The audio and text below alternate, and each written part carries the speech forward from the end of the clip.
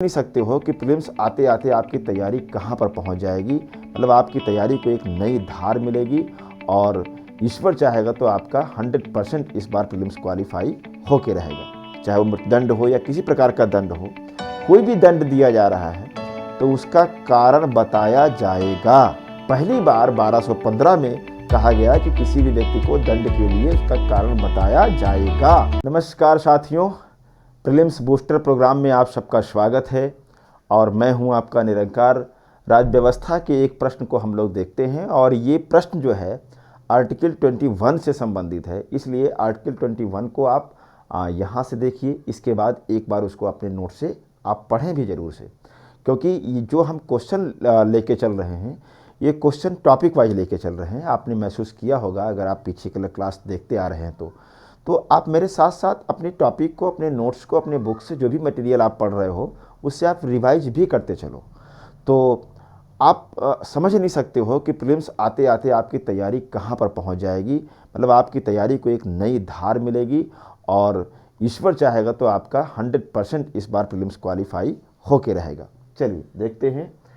प्रश्न दिया गया है, निम्नलिखित कथनों पर विचार करें। यानी कुछ कथन दिए गए हैं और कह रहा है कि उपयुक्त में से कौन सा या से कथन असत्य है। गलत कथन की पहचान करनी है। अब ध्यान दीजिए, अनुच्छेद 21 को मूल अधिकार का मैग्ना कार्टा कहते हैं। अब ध्यान दीजिए कि मैग्ना कार्टा क्या है। अच्छा, फिर देखिए, क्योंकि यह व्यक्ति के जीवन तथा उसके व्यक्तिगत स्वतंत्रता से संबंधित है। Right to life and personal liberty की बात करता है आर्टिकल 21। तो पहले हम समझ लेते हैं कि मैग्ना कार्टा क्या होता है। ध्यान दीजिए, जो 1215 में जॉर्ज प्रथम ब्रिटेन में क्या थे, राजा थे। अब 1215 की कंडीशन आप सोच के देखिए। आज ना आप किसी को भी गाली दे दीजिए, आप सरकार की आलोचना कर लीजिए, कुछ भी कर लीजिए, सोशल मीडिया का यूज कर लीजिए, अब आपको अधिकार मिल गया। वो जमाना क्या जमाना रहा होगा जहां पर आपको कोई भी अधिकार नहीं था। जो कुछ भी राजा मतलब भगवान, जो उसके मुंह से निकल गया वही कानून, उसको आपको करना है। अगर उसकी मर्जी हो कि इसको काट दो, तुरंत काट दिया जाएगा। मतलब आपकी कोई भी स्वतंत्रता नहीं थी उस समय। तब पहली बार जॉर्ज प्रथम ने यह बात की थी या घोषणा की थी कि भाई किसी भी व्यक्ति को दंड देने पर, चाहे वो मृत्युदंड हो या किसी प्रकार का दंड हो, कोई भी दंड दिया जा रहा है तो उसका कारण बताया जाएगा। ये बहुत बड़ा अधिकार था। आप सोच के देखो कि पहली बार ये दुनिया में हो रहा था। यानी किसी को कोई दंड दिया जा रहा है तो उसका कारण बताना जरूरी नहीं था। पहले किसी को भी मार दो, काट दो, फेंक दो, कुछ भी कर दो। लेकिन पहली बार 1215 में कहा गया कि किसी भी व्यक्ति को दंड के लिए उसका कारण बताया जाएगा और ये बहुत बड़ी बात थी। इसी को कहा गया था मैग्ना कार्टा। तो जब भी कोई किसी भी क्षेत्र में कोई बहुत बड़ी बात होती है, बहुत बड़ी क्रांतिकारी कोई कार्य हो जाता है तो उसको मैग्ना कार्टा कह दिया जाता है। जैसे आप देखो, फर्रुखसियर ने अंग्रेजों को क्या किया, कहा कि भाई ठीक है, अपनी कोठी बनाओ, व्यापार करो, तो कहते हैं ना कि उसको मैग्ना कार्टा कह दिया गया। इसी प्रकार से ये जीवन का बहुत बड़ा अधिकार है, इसलिए इसको मैग्ना कार्टा कहा जाता है आर्टिकल 21 को। अब इसमें दो बातें हैं, राइट टू लाइफ, जीवन का अधिकार, और व्यक्तिगत स्वतंत्रता, पर्सनल लिबर्टी। ये बात सही है। तो हम कुल मिलाकर के ये कह सकते हैं कि अनुच्छेद 21 दैहिक एवं प्राण से संबंधित मामला है। इसमें कहा गया है कि जो राज्य होगा या किसी का भी जीवन विधि के द्वारा स्थापित प्रक्रिया के द्वारा ही समाप्त या कम किया जा सकता है, अदरवाइज किसी और कारण से नहीं। यानी किसी की जान आप ऐसे नहीं ले सकते हैं। अब ये अलग बात है कि विधि के द्वारा, यानी कानून कुछ ऐसा हो, आपने मर्डर कर दिया, रेप कर दिया, तो अब उसमें फांसी की सज़ा है तो आपको फांसी दे दी जाएगी। तो एक कानून के तहत हो सकता है। ऐसे नहीं कि जाओ किसी को आप गोली मार दो, इनकाउंटर कर दो, ये सब कर दो, ये नहीं कर सकते। यानी कुल मिलाकर के विधि के द्वारा स्थापित प्रक्रिया से ही किसी के जीवन को कम या समाप्त किया जा सकता है, अदरवाइज नहीं। तो अनुच्छेद 21 से संबंधित पहला कथन ये पूरी तरह से क्या है, सत्य है।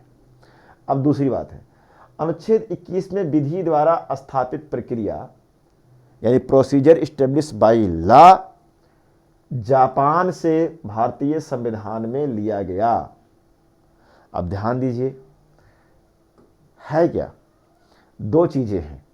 एक है विधि द्वारा स्थापित प्रक्रिया, विधि द्वारा स्थापित प्रक्रिया, और एक है विधि की सम्यक प्रक्रिया।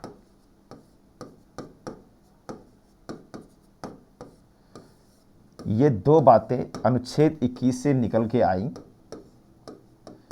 आर्टिकल 21। ये बेसिकली न्यायिक पुनरावलोकन से सुप्रीम कोर्ट ने इसको एक्सप्लेन किया था। विधि द्वारा स्थापित प्रक्रिया का मतलब ये है कानून के शब्द, कानून के शब्द यानी लेटर ऑफ लॉ, और यह कह रहा है प्राकृतिक न्याय, नेचुरल जस्टिस, यानी ये औचित्यता के आधार पर है और ये कानूनी आधार पर है। तो ध्यान दीजिए वाली बात क्या है कि अगर हम कहते हैं कि व्यक्तिगत स्वतंत्रता है, पर्सनल लिबर्टी है, तो पर्सनल लिबर्टी क्या है, बहुत व्यापक शब्द है ये, इसको आप एक्सप्लेन कुछ शब्दों में नहीं कर सकते। लेकिन जब लेटर ऑफ लॉ की बात करते हैं, कानून शब्द की बात करते हैं, तो जो कानून में लिखी गई बातें हैं उनके आधार पे आपके जीवन को संरक्षित करना। यानी कि अगर हम आपसे कहें कि कोई भी व्यक्ति है, राइट टू लाइफ का मतलब क्या है कि कोई भी व्यक्ति अपनी सभ्यता संस्कृति के अनुसार अपना जीवन जी सकता है, वो समस्त जो परिस्थितियां होंगी वो उसको उपलब्ध कराई जाएंगी। हाँ, ये जरूर है कि विधि द्वारा स्थापित प्रक्रिया जब हम कहते हैं तो ये कहा जाता है कि संविधान में जो लिखी गई बातें हैं कि जीवन के लिए ये बातें जरूरी हैं, उन्हीं पर ध्यान देने की बात कही गई है, और यह बात जापान से लिया गया। लेकिन ध्यान देने वाली बात क्या है कि जो ये मामला है, ये मामला गोपालन, याद रखिए किस, वर्सेस मद्रास राज्य 1951-52 से संबंधित मामला है। और इससे पहले ध्यान दीजिएगा कि इसी में डिफाइन किया गया था कि विधि द्वारा स्थापित प्रक्रिया, किसी का भी कोई जीवन है, स्वतंत्रताएं हैं, वो जो कानून में दी गई बातें हैं उन्हीं के आधार पर उसको स्वतंत्रता दी जाएगी। लेकिन 1978 में एक मामला हो गया, मामला बहुत पेचीदा था। आप जान ही रहे हैं कि इमरजेंसी का दौर आ गया था और उस इमरजेंसी में जनता बहुत नाराज हो गई थी। सरकार जा चुकी थी इंदिरा गांधी जी की, मोरारजी देसाई की सरकार बन चुकी थी। तो इंदिरा गांधी जी के ज़माने में जितने विपक्षी पार्टियां थीं सभी नेताओं को जेल में ठूंस दिया गया, मीसा लगा के, तो कुछ कानून लगा करके, उसी में मीसा कानून लगा। और आपको पता है लालू यादव जी की बेटी का जन्म उसी समय हुआ जब लालू जी मीसा के तहत अंदर थे, इसीलिए एक उस बेटी का नाम ही रख दिया गया मीसा भारती। बात समझ में आ रही है? तो ऐसे में जब मोरारजी देसाई की सरकार जनता पार्टी की बनी, इंदिरा गांधी बुरी तरह से हार गई, तब ऐसे में इस परिवार को भी डर सताने लगा कि कहीं अब ऐसा ना हो, राजनीतिक बदला ना लिया जाए और हमारे परिवार को भी जेल में न ठूंस दिया जाए। तो मेनका गांधी ने क्या किया, मेनका गांधी का मन था कि हम विदेश चले जाएं, लेकिन उनका पासपोर्ट जब्त करने की बात कर दी गई, उनका पासपोर्ट जब्त कर लिया गया कि इसके कारण आप देश छोड़ करके बाहर ना जा पाए। मेनका गांधी चली गई सुप्रीम कोर्ट, यानी मेनका गांधी बनाम भारत संघ का ये मामला है 1978 का। इसमें बहुत क्रांतिकारी निर्णय आया और सुप्रीम कोर्ट का जो फैसला था उसने कहा नहीं। सही है कि गोपालनवाद में जो बात कही गई थी कि जो कानून में लिखी गई बातें हैं उन्हीं के आधार पर हम व्यक्तिगत स्वतंत्रता दे सकते हैं, लेकिन इसमें क्या कहा गया, प्राकृतिक न्याय औचित्यता के आधार पर इसको लाया गया। यानी कि कोई भी ऐसी बात जो आपके गरिमापूर्ण जीवन जीने से जुड़ा हुआ मामला है, वह चाहे संविधान में लिखा हो और चाहे संविधान में ना लिखा हो, वो परिस्थिति भी उपलब्ध कराई जाएगी। जैसे जब कानून बनाया गया होगा तब तो व्हाट्सएप नहीं रहा होगा, ट्विटर नहीं रहा होगा, इस मोबाइल का इतना कल्चर नहीं रहा होगा।